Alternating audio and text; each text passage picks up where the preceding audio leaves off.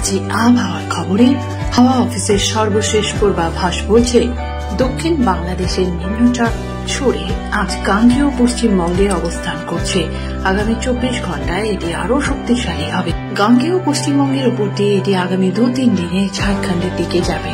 পশ্চিমবঙ্গ, বিহার, সিকিম, ঝাড়খণ্ডে বিক্ষিপ্ত জায়গায় বর্ষণের পূর্বাভাস রয়েছে IMDর তরফে। এই বর্ষণ 23 আগস্ট পর্যন্ত চলবে বলে জানানো হয়েছে। অরুণাচল প্রদেশে 20, 22, 23, ওড়িশায় 23 আগস্ট বর্ষণের পূর্বাভাস রয়েছে।